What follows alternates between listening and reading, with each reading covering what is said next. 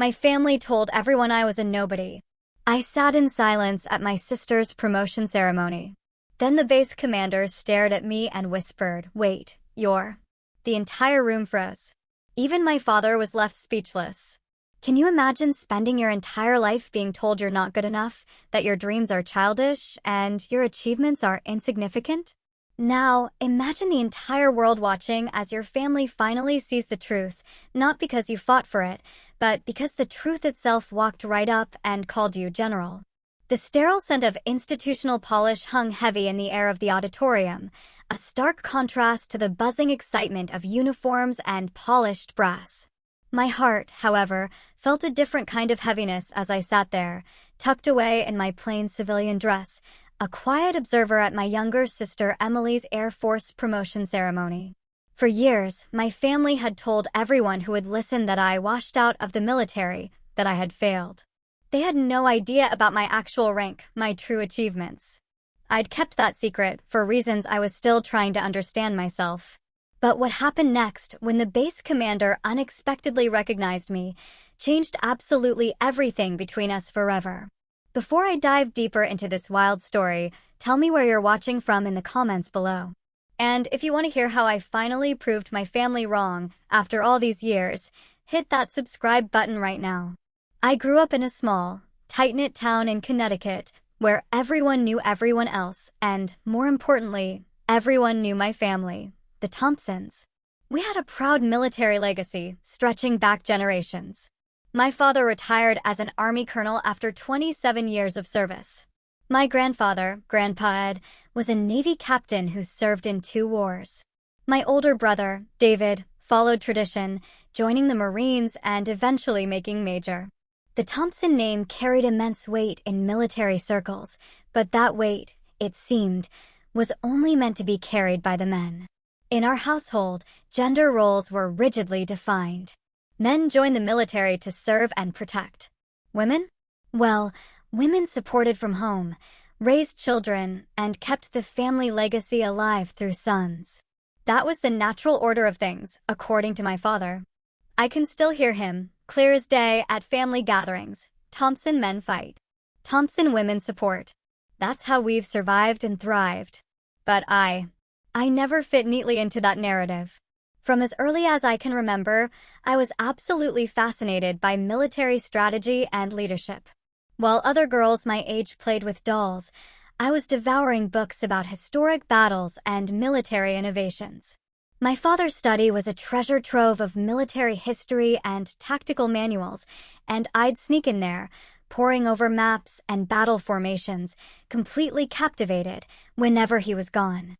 Then one day, Dad caught me, barely 10 years old, nestled among his serious books. Instead of encouragement, he just laughed. A dismissive, hollow sound. "That's cute, Sarah," he'd said, "but these are serious books for serious men. Why don't you go help your mother in the kitchen?" That moment, that casual dismissal, should have crushed me. It should have deterred me. But instead, it ignited something deep inside. A quiet, burning determination that would eventually define my entire life's path. I stopped sharing my interests with my family, yes, but I never, ever stopped pursuing them. By high school, I was excelling in JROTC, acing my academics, and securing leadership positions in every extracurricular I could find. My teachers saw potential. My guidance counselor urged me to aim high. But at home, my achievements were always secondary to my brother's military accomplishments or Emily's more conventional successes. The first truly major disappointment came during my senior year. I had worked tirelessly, relentlessly, to prepare my application to West Point.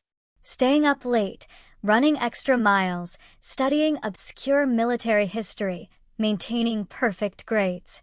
When my acceptance letter finally arrived, I was ecstatic. This was it. My chance to prove myself.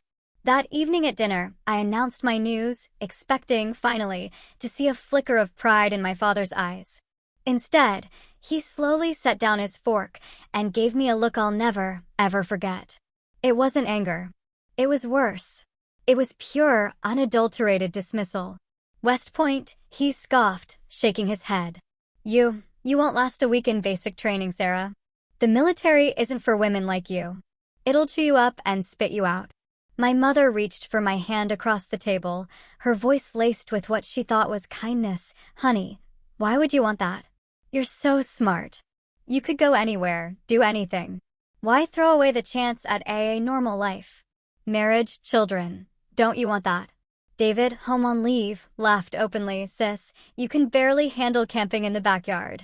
What makes you think you can handle military life? The only one who didn't speak was Emily, 2 years my junior. She just watched silently, her eyes starting between family members, saying absolutely nothing. I'm going, I declared, my voice surprisingly steady despite the hurricane of emotions swirling inside me. I've been accepted and I'm going. My father just shook his head. You'll be back home within a month. Mark my words. And we'll have to listen to you explain why you failed for the rest of our lives. That night, I celebrated alone in my bedroom.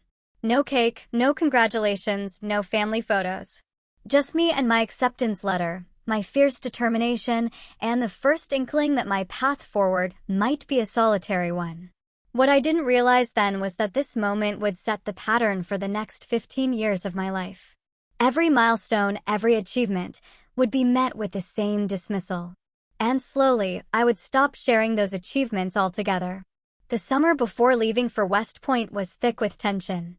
My father barely spoke to me, treating my decision as a temporary rebellion that reality would soon correct. My mother alternated between trying to change my mind and sadly packing my things, as if sending me off to some tragic fate. David continued his teasing whenever he called home. Emily remained the quiet observer, never taking sides.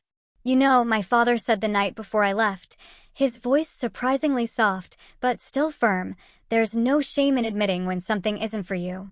When, not if, you decide to come home, we'll welcome you back. The Thompson name still means something, even if you stumble. I nodded politely, but inside, I made a silent vow. I would never come home defeated. I would rather not come home at all. The next morning, my family drove me to the bus station, rather than taking me directly to West Point, a 4-hour drive they simply didn't want to make. As the bus pulled away, I watched my family grow smaller through the rear window. My father's expression was already set in anticipated disappointment. My mother wiped away tears. David checked his watch. And Emily, just for a moment, raised her hand in what might have been a genuine gesture of support. It was the last time I would allow myself to look back for a very, very long time. West Point hit me like a physical blow. Despite all my preparation, nothing could have truly readied me for the sheer intensity of those first days. The shouting, the relentless discipline, the physical demands that pushed me to my absolute limits. It was everything my father had warned me about and more. My first night, lying in bed after the most grueling day of my life, I truly wondered if he had been right all along. My muscles screamed in protest. My mind reeled from information overload. The other cadets in my class seemed to move with more confidence, respond more quickly. Had I made a terrible mistake? I wrote letters home during those first weeks, not because I missed my family's support, but because I desperately wanted to prove I was still there, still fighting. The responses were infrequent and brief. My mother's notes were filled with local gossip and thinly veiled suggestions that it wasn't too late to reconsider. My father didn't write at all. But something unexpected happened amid the struggle. I started to find my rhythm, my strength. More importantly, I found people who saw me, truly saw me. For the first time in my life, Chloe Miller became my first true friend at the academy. Unlike my family, she never questioned whether I belonged. When I mastered a difficult training exercise or aced an exam, her congratulations were genuine, heartfelt. When I struggled, her support was unwavering. You're going to make one hell of an officer, Thompson, she told me one night as we polished our boots side by side. I'd follow you into battle any day. It was such a simple statement, but after years of dismissal, it felt revolutionary. Then came the setback that nearly ended everything. During a training exercise in our second year, I suffered a serious leg injury, a bad break that required surgery and months of grueling recovery. For weeks, I was confined to the medical facility, watching my classmates continue their training without me. The doctors were concerned about my recovery timeline. There was talk of medical discharge, of no shame in recognizing limitations, words that echoed my father's predictions so closely they haunted my dreams. During this dark period, when I was closest to giving up, Captain Victoria Hayes entered my life. A decorated officer assigned to oversee cadet training, she made an unexpected visit to my hospital room. "I've been watching your progress, Cadet Thompson," she said, sitting beside my bed, her gaze piercing. "Before your injury, you were on track to graduate in the top 5% of your class." I looked away, shame burning in my cheeks. "That doesn't matter much now, does it, ma'am?" "It matters entirely," she replied sharply, "because it tells me exactly what you're capable of. This injury? It's just data. Another problem to solve. And from what I've seen, solving problems is what you do best." Captain Hayes visited regularly during my recovery, bringing tactical problems for me to solve, leadership scenarios to analyze. When I could finally begin physical therapy, she arranged for additional sessions beyond what was prescribed. When I doubted my ability to catch up, she pushed harder. "The military doesn't need more soldiers who've never faced adversity," she told me. "It needs leaders who know exactly how to push through it." With her relentless mentorship and my own stubborn determination, I not only recovered but excelled. By graduation, I had indeed achieved that top 5% standing Captain Hayes had predicted. The day I received my commission, my family attended out of obligation rather than pride. They applauded politely as I crossed the stage, but there were no enthusiastic cheers, no beaming smiles. At the reception afterward, my father shook my hand formally. "Well, you proved me wrong about making it through," he conceded. "But the real military is different from school. That's when we'll see." The chill in his voice cut deep. My first assignment filled me with a sense of purpose and excitement I'd never known. For the first time, I had real responsibility. Not just training exercises, but actual leadership challenges with real consequences. I thrived on it. The structured environment, the clear chain of command, the emphasis on problem-solving and adaptability, it suited me perfectly. My superior officers noticed. Evaluations praised my innovative thinking and natural leadership abilities. I earned a reputation for finding solutions to logistical challenges that others deemed impossible. I felt at home in a way I never had in my actual home. When my promotion to lieutenant came through, I called my parents, hoping that this tangible proof of success might finally earn their approval. "That's nice, dear," my mother said, her voice flat. "But when are you going to transition to something more suitable for starting a family? You're not getting any younger." My father took the phone. "Lieutenant is just the beginning, Sarah. Let's see if you make it to captain before celebrating. Most wash out at your level." A week later, Emily called to announce she was joining the Air Force, the right way, meaning through officer training school rather than a military academy.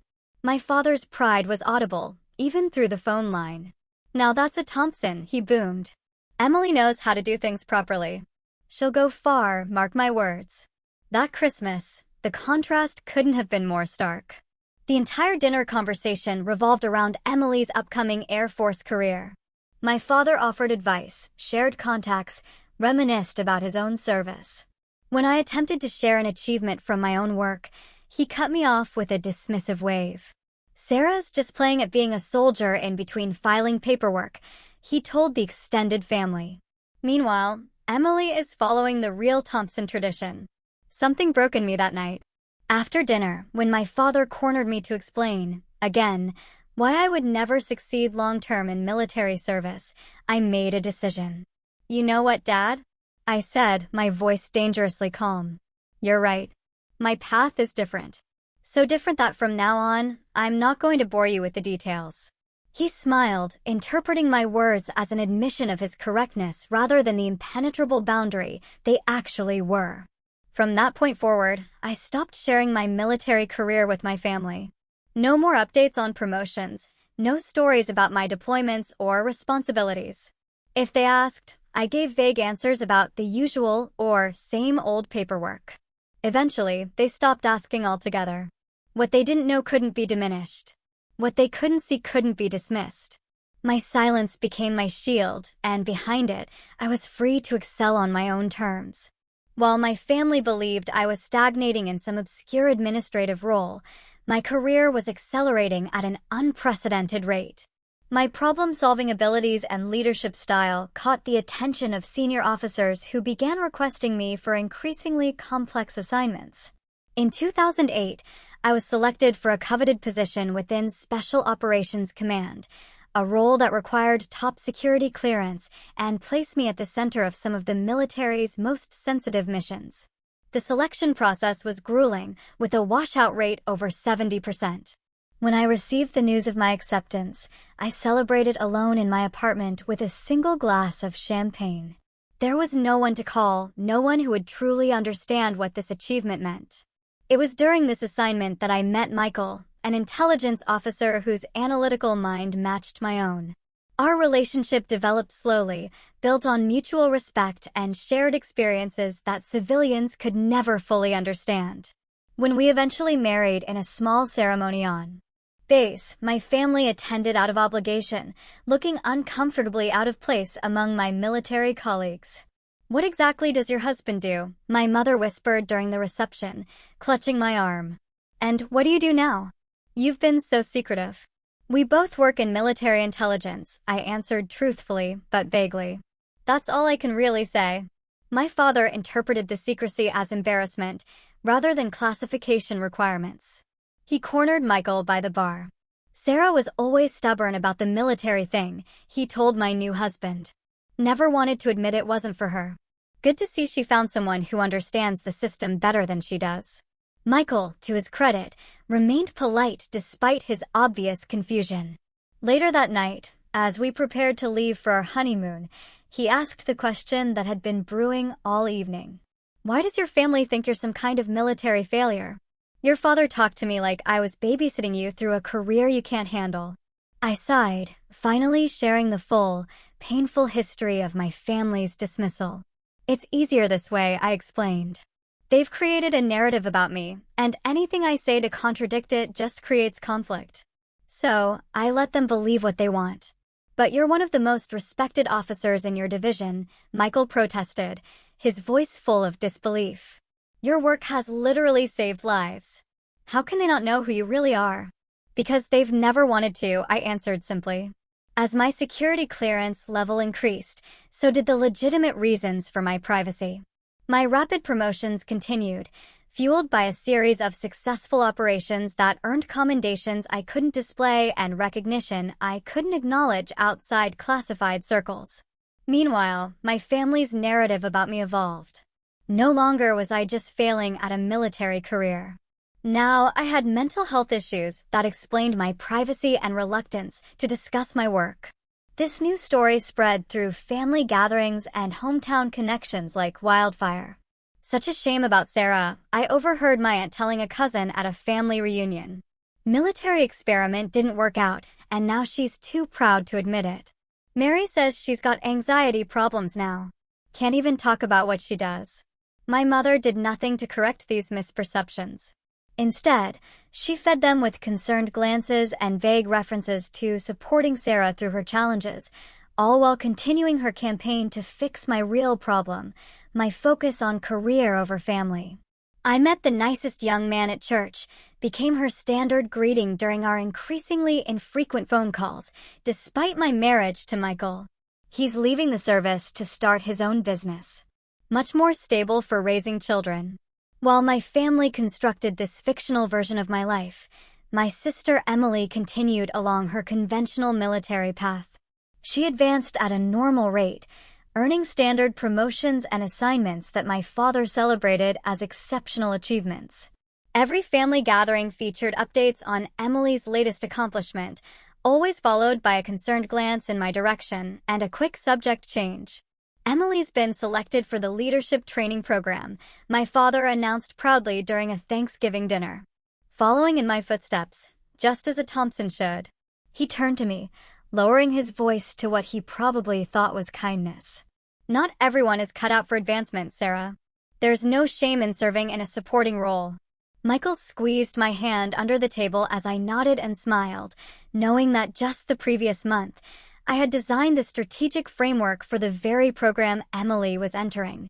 After that holiday, Michael and I made the difficult decision to limit our family interactions to major events only.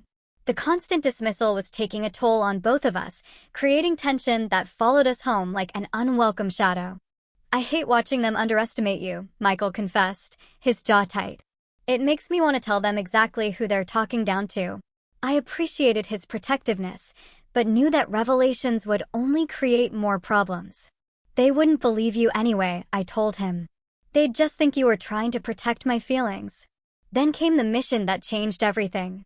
A highly classified operation involving multiple military branches required coordination at the highest levels. The planning was intense, the execution flawless, and the results significant enough to earn private recognition from military leadership that couldn't be publicly acknowledged. In the aftermath, I was approached about a specialized leadership track, one that would place me on an accelerated path to becoming one of the youngest female generals in our branch's history. The selection was based on a combination of field performance, strategic thinking, and leadership potential that had been carefully observed over years. When the promotion came through, the ceremony was small and private due to security considerations. Michael was there, along with a handful of colleagues with appropriate clearance levels. As the stars were placed on my uniform, I felt a complex mix of pride and sadness. Pride in the achievement. Sadness that the people who had raised me would never know or acknowledge this moment. That night, Michael and I celebrated at home with takeout and champagne. No family calls, no announcements. Just the quiet recognition between us of how far I had come, despite every prediction of failure. "To General Thompson," Michael toasted, clinking his glass against mine. "The secret success story." I smiled, but felt the familiar ache of family estrangement. Sometimes, I confessed, I wonder if it would have been different if I'd fought harder to make them see me. Michael considered this, his brow furrowed. "Maybe, but at what cost? Would you have made the same decisions, taken the same risks, pursued the same path if you were constantly fighting for their approval?" His questions stayed with me long after that night. Had the distance from my family actually enabled my success, rather than detracted from it? Had their dismissal, in a twisted way, freed me to define achievement on my own terms? I was still pondering these questions when the invitation arrived for Emily's promotion ceremony. After rising steadily through Air Force ranks, she was being promoted to major. A significant achievement, certainly worth celebrating. Despite our complicated history, she was still my sister. And so, after careful consideration, I decided to attend. What I couldn't have anticipated was how that simple decision would finally bring my two worlds crashing together, in the most public way possible. The invitation sat on our kitchen counter for 3 days before I made my decision. My initial instinct was to decline politely, send a gift, and avoid another family gathering where I would undoubtedly be the odd Thompson out. But something, perhaps a lingering, foolish hope for reconciliation, made me hesitate. "You don't have to go," Michael said, watching me stare at the card for the 100th time. "No one would blame you for protecting yourself." "She's my sister," I replied simply. "Despite everything, that still means something." "If you do go," Michael said carefully, "how do you want to handle it? Will you wear your uniform?" The question gave me pause. My uniform, with its stars and decorations, would make concealment of my rank impossible. It would force a confrontation I wasn't sure I wanted. Civilian clothes, I decided. This is Emily's day. I don't want to create a situation. Michael nodded, though I could see the disagreement in his eyes. "I have meetings I can't reschedule, but I can try to join you later if you want support." "I'll be fine," I assured him, with far more confidence than I felt. "It's just a few hours." The morning of the ceremony, I chose my outfit carefully. A conservative blue dress that wouldn't draw attention. Minimal jewelry. Hair pulled back neatly. Professional, but unmistakably civilian. As I drove to the Air Force Base, I rehearsed responses to the inevitable questions and comments, bracing myself for the subtle digs and dismissals that had become family tradition. I arrived early, hoping to slip into the ceremony hall without much interaction, but my mother spotted me in the parking lot. "Sarah, over here." She waved enthusiastically, as though we were the closest of families. My father and brother David stood beside her, both in civilian clothes, but wearing their military pride like an invisible uniform. "You made it," my father said, his tone suggesting he'd expected otherwise. "Good to see you making an effort for your sister's big day." "I wouldn't miss it," I replied evenly. As we walked toward the ceremony hall, my mother linked her arm through mine, a gesture that felt more restraining than affectionate. "You look nice, dear. A bit thin, perhaps? Are you eating properly? And your hair. You always had such pretty hair when you wore it down." Before I could respond, we were approached by a group of officers in Air Force uniforms. My father straightened perceptibly, shifting into his colonel persona with practiced ease. Colonel Thompson, one of the officers, greeted him warmly. "It's an honor to meet you. Your daughter Emily speaks highly of your service." "The honor's mine," my father replied, shaking hands firmly. "The Thompson military tradition continues strongly with Emily." He then placed a hand on my shoulder, a gesture that felt less like pride and more like a prop. "And this is our other daughter, Sarah. She tried the military route for a while, too, but it wasn't a good fit." The officers nodded politely in my direction, their interest visibly diminishing upon learning I was the civilian sister who couldn't hack it. "Sarah has a desk job with the government now," my mother added in a stage whisper, leaning in conspiratorially. "We don't ask too many questions. She gets anxious talking about work." I felt heat rising in my cheeks, but maintained my composed expression. This was nothing new. Just another variation of the same dismissal I'd experienced for years. As we entered the ceremony hall, more introductions followed, each featuring some version of my failure narrative.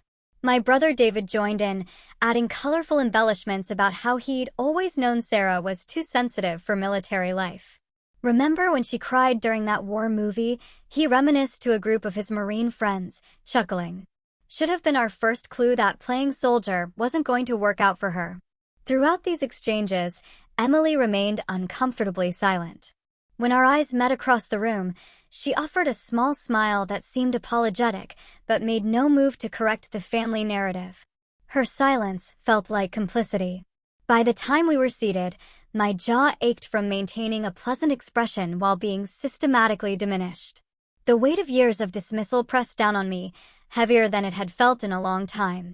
I found myself contemplating a discreet exit, a sudden work emergency that could spare me the next 2 hours of this treatment. As I considered my escape options, memories flooded back unbidden. My father's prediction that I'd wash out of basic training. My mother's constant suggestions of more suitable careers. David's mockery. Emily's silence. Year after year of achievements unacknowledged. Promotions uncelebrated. Contributions dismissed. I thought about the classified operations I directed. The lives saved through strategies I developed. The junior officers who looked to me for leadership and guidance. None of it existed in this room, where I was still just Sarah, who couldn't cut it.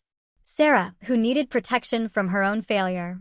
Sarah, who had disappointed the family legacy. My hand moved toward my purse, ready to check my phone and fabricate that convenient emergency. Then I stopped, a new thought surfacing through the hurt. Running now would only reinforce their narrative. Staying, enduring this with dignity, was its own form of strength. One they would never recognize, but one that I would know.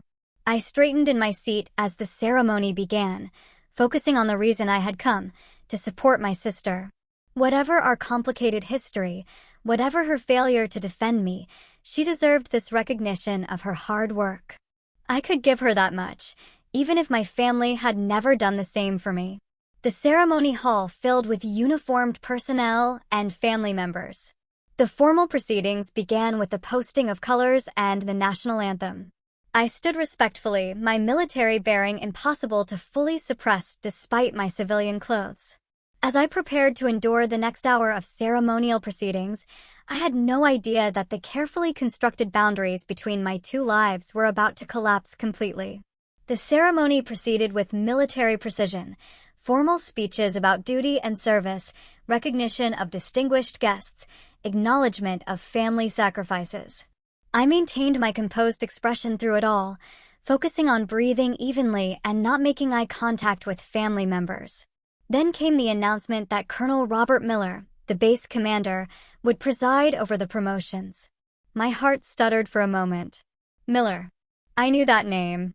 We had worked together on a joint operation just months earlier, a classified mission that had required intense coordination between our branches. He had reported directly to me during that operation.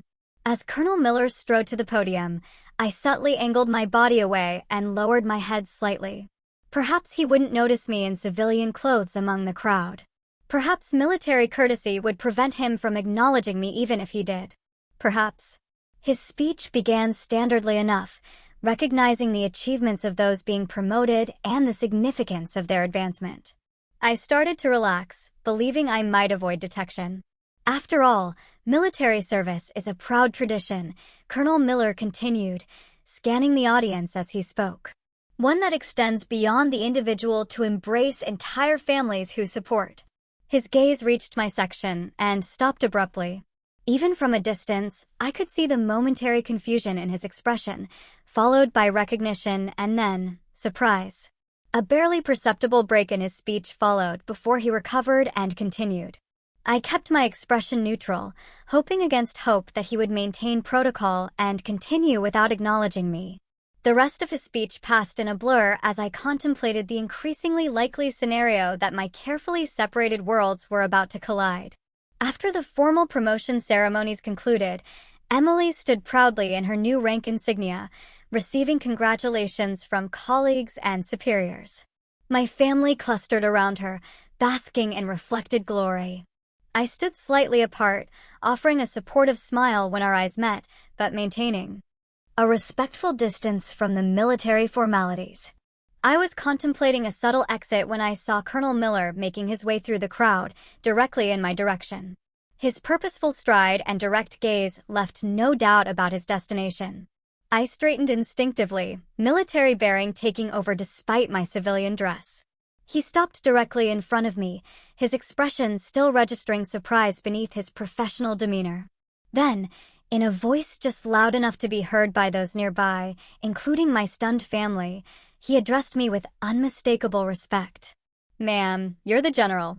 General Thompson." The conversations around us stopped abruptly.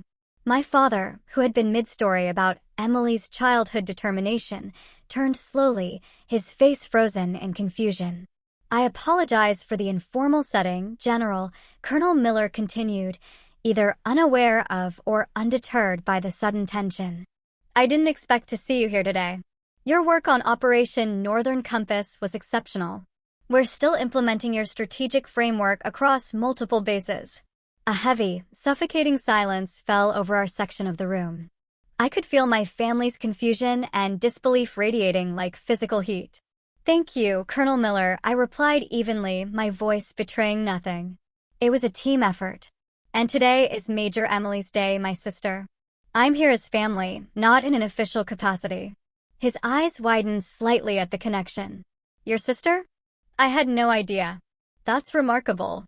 2 Thompson women serving with such distinction. Your family must be incredibly proud." Before I could formulate a diplomatic response, my father stepped forward, his expression a complex mixture of confusion and disbelief. "There must be some mistake," he said stiffly, his voice tight. "My daughter Sarah works in an administrative position." "She's not." "No mistake, sir," Colonel Miller interrupted respectfully but firmly. "General Thompson is one of our most decorated strategic leaders. Her work is largely classified, but her reputation within military leadership is, frankly, legendary." Other military personnel had begun to gather, drawn by the unusual interaction. An Air Force major approached, recognition dawning on his face. "General Thompson? The Sarah Thompson who developed the Integrated Response Protocol? It's an honor, ma'am. We just completed training on your methodologies last month." Another officer joined the growing circle. "General, your keynote at the Joint Chiefs Strategic Summit was transformative for our approach to multi-branch operations."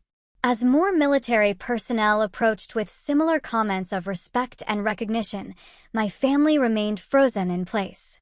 My father's face had drained of all color. My mother's hand was pressed against her mouth. David stared with undisguised shock, and Emily, Her expression was the most complex of all, a mixture of surprise, confusion, and something that looked almost like betrayal. Colonel Miller, now acutely aware of the awkward situation, attempted to provide a graceful exit. "I apologize for interrupting your family celebration, General. Perhaps we could schedule a meeting next week to discuss the expansion of the training program." "Of course, Colonel," I said, gratefully. "My office will contact yours." With a respectful nod, he withdrew, taking most of the other officers with him. In their wake, the silence among my family was deafening. My father was the first to speak, his voice barely controlled. "What exactly is going on here, Sarah?" I met his gaze steadily. "Perhaps we should discuss this privately." "Yes," my mother agreed quickly, her social instincts kicking in despite her obvious shock. "Let's find somewhere quiet." We moved as a unit to an empty conference room adjacent to the ceremony hall. As the door closed behind us, the questions erupted. "General," my father's voice was incredulous. "What kind of game are you playing?" "When did this happen?" my mother demanded, a tremor in her voice. "Why would you keep something like this a secret?" "There's no way." David shook his head, looking utterly lost. "There's absolutely no way you outrank all of us. This has to be some kind of mistake." Emily remained silent, watching me with an unreadable expression. For a moment, just a fleeting moment, I considered continuing my years-long practice of deflection and minimization. Then I looked at their faces, confused, angry, hurt, and realized the time for hiding had passed. Whatever the consequences, truth was the only path forward. "It's not a mistake," I said quietly, but firmly. "I am a general, have been for over a year now. Before that, I held progressively higher ranks that I never discussed because it became clear, very early in my career, that my achievements would never be recognized as valid by this family." The bluntness of my statement seemed to stun them momentarily. "But how?" my mother finally asked, her voice small. "How could we not know?" "Because you didn't want to know," I replied simply. "Because it was easier to believe I had failed than to reconsider your assumptions about who I could become." My father recovered his composure first, anger replacing his initial shock. He closed the distance between us, his voice lowered but intense. "So this whole time you've been what? Laughing at us? Playing some kind of elaborate game? Letting us believe you were struggling while you were actually succeeding?" I finished for him, the words dripping with years of suppressed frustration. "No, Dad. I wasn't laughing. I was protecting myself from exactly this reaction. The disbelief, the questioning, the immediate assumption that something must be wrong about my achievement rather than about your perception." My mother moved to stand beside him, her expression now more hurt than angry. "But we're your family, Sarah. How could you keep something this important from us for years? All those holidays, all those conversations, were you just pretending the entire time?" The genuine pain in her voice made me soften slightly. "I wasn't pretending, Mom. I was compartmentalizing." After years of having every military achievement dismissed or diminished, I made a decision to stop sharing that part of my life. "But, General," David interjected, still struggling with the concept. "That's not just any achievement. That's..." He paused, the military hierarchy clearly conflicting with his ingrained image of his younger sister. "That's significant. That's historic." "Yes," I acknowledged. "It is. I'm one of the youngest women to achieve this rank in our branch's history. My work has primarily been in strategic operations and intelligence, most of it classified. The accelerated promotion track I was placed on is reserved for exceptional circumstances." "And you never thought to mention this?" my father demanded, his voice rising again, incredulous. "Not once in all these years? When exactly should I have mentioned it, Dad?" I countered, the years of suppressed frustration finally surfacing. "When you told the Walsh family at Christmas that I just couldn't cut it in real, military service. Or when you explained to Grandpa Ed that I had found my level in a desk job. Or maybe when you introduced me to your old military buddies as our daughter who tried the army but wasn't Thompson material." Each example landed like a physical blow. My father took an involuntary step back. "I never said you did," Emily interrupted quietly, speaking for the first time. "We all did, or we stood by while. It was said. We created a story about Sarah," she continued, her gaze unwavering, and we never questioned it. Even when the evidence didn't fit, even when she stopped talking about her work entirely, which should have been a massive red flag, we just incorporated that into our narrative, too. Her acknowledgement of the family dynamic, coming after years of her characteristic silence, struck me deeply. It was unexpectedly moving. My mother sank into a nearby chair, her social composure crumbling as the full reality set in. All this time, she murmured, a hand covering her mouth, "We've been telling everyone you couldn't handle military life. We've been pitying you." Oh, God, Sarah, what have we done? My father remained standing, his military bearing intact, even as his worldview visibly, irrevocably realigned. "You should have told us," he insisted, though with significantly less conviction. "Regardless of our misconceptions, you should have set the record straight." "I tried, in the beginning," I replied. "After my first promotion, after my special operations selection, after several commendations. Each time, the achievement was questioned, diminished, or attributed to affirmative action or connections rather than merit. Eventually, I stopped trying." David, ever the tactician, shifted to practical questions. "But how did you manage to keep this hidden? Promotions are public record. There are ceremonies, announcements. Most of my work has been classified," I explained. "The security clearance required limits what can be shared publicly. My promotion ceremony was small and private. As for public records, did any of you ever actually look me up? Check my military status? Ask directly about my rank rather than just assuming." Their silence answered for them. The confrontation might have continued, but a knock at the door interrupted us. Michael entered, his expression a mixture of concern and relief at finding me. "Sorry I'm late," he said, crossing to stand beside me, his hand resting supportively at the small of my back. "Meeting ran longer than expected. Did I miss anything important?" The question, so innocent in its timing, struck us all as absurdly funny given the circumstances. Emily actually laughed, a short, surprised sound quickly stifled. "You could say that," I replied, the tension momentarily broken. "My family just learned I'm not a military failure after all." Michael assessed the room, quickly reading the situation. The truth finally comes out. He extended his hand to my father. "General Thompson is one of the most respected strategic minds in the service, sir. Those of us who work with her consider it an honor."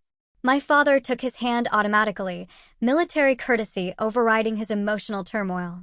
Before he could respond, another knock came and Colonel Miller appeared in the doorway. "Excuse the interruption," he said formally.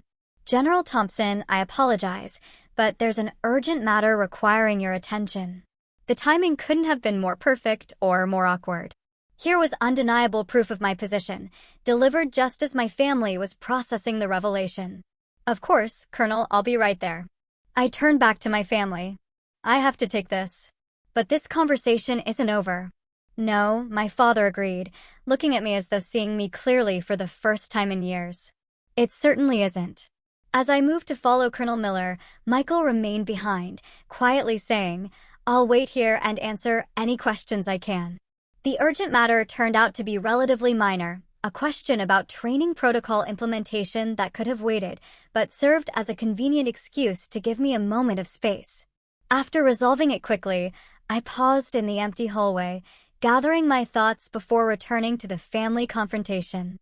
Through the partially open door, I could hear Michael's voice as he spoke to my family. "She never wanted to embarrass any of you," he was saying, his voice calm and firm. "That's why she didn't correct the record publicly.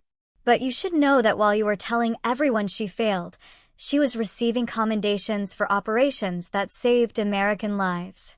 My father's response was too quiet to hear, but Michael's wasn't. "With all due respect, sir, what you can't believe doesn't change the reality. Your daughter is exceptional at what she does. Anyone who's served with her knows it. The only people who don't are sitting in this room." I took a deep breath and re-entered the conference room. The atmosphere had shifted subtly, still tense, but with the first hint of possible reconciliation. My father turned to me, his military bearing still intact, but his expression uncharacteristically vulnerable. "I think we need to start this conversation over," he said quietly. There's clearly a lot I don't know about my daughter. One week after Emily's promotion ceremony, we gathered at my parents' house for dinner, the first family meal in years that wasn't tied to a holiday or obligatory celebration. The invitation had come from my father, formally extended via phone rather than through my mother as usual.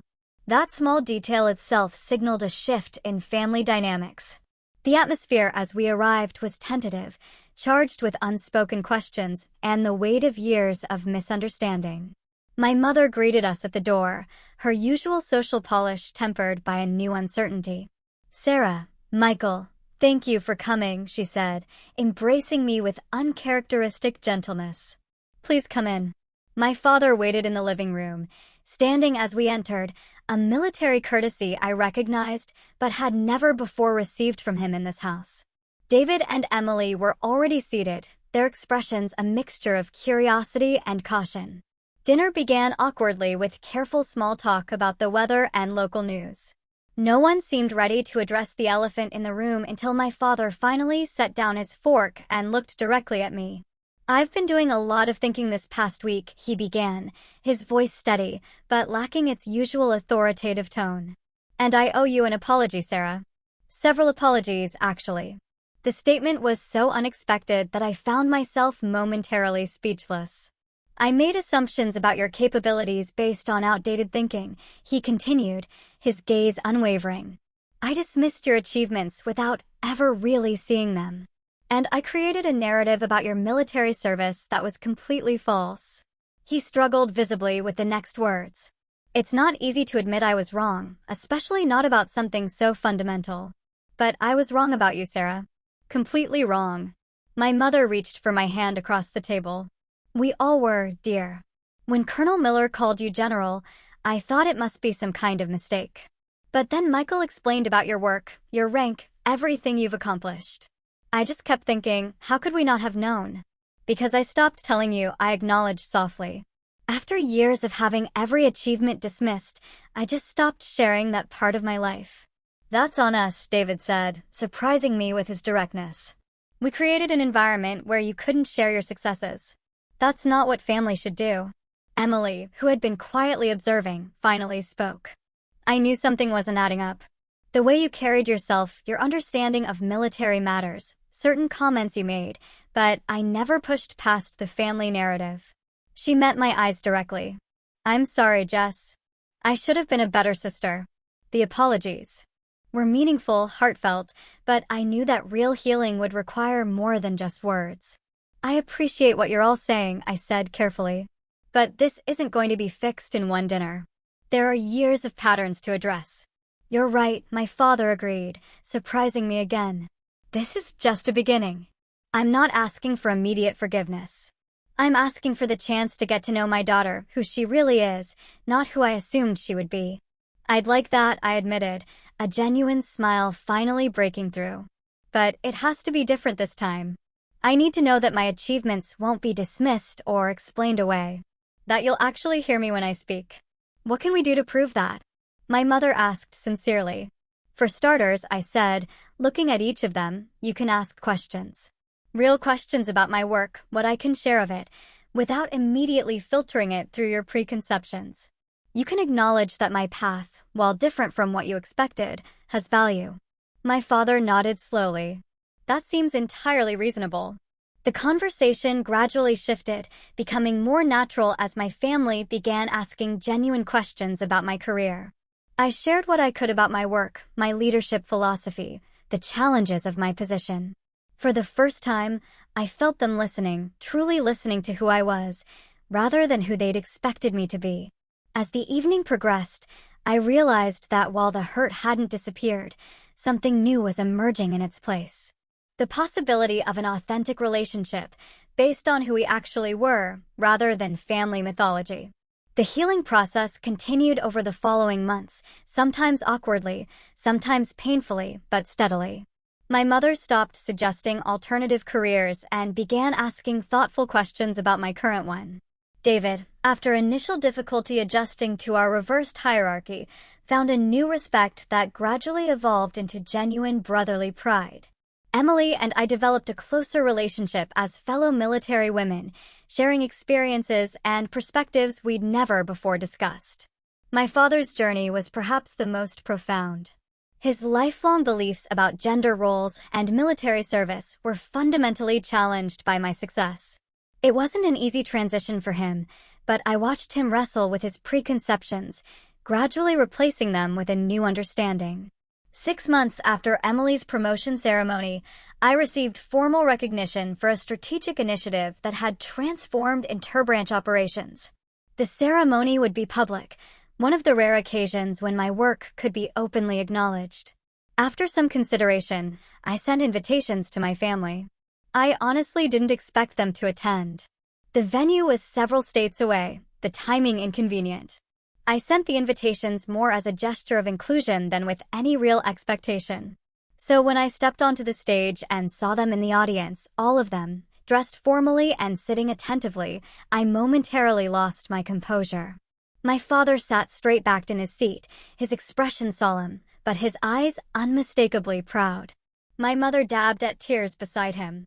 David and Emily, in uniform, stood at respectful attention. After the ceremony, as we gathered for photographs, my father approached. For a moment, he simply looked at me in my full dress uniform, stars on my shoulders, medals across my chest. "I was wrong about you," he said quietly, his voice thick with emotion. "I've been wrong about a lot of things, but I'm learning." He extended his hand formally. "Congratulations, General Thompson. Your service honors our family." The words I'd once longed to hear now brought a complex mix of emotions.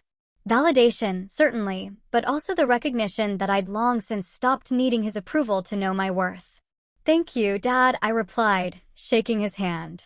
Then, setting protocol aside, I hugged him briefly. "That means something. But you should know, I would have done this even if you never recognized it. I had to learn to define success on my own terms." He nodded slowly, understanding dawning in his eyes.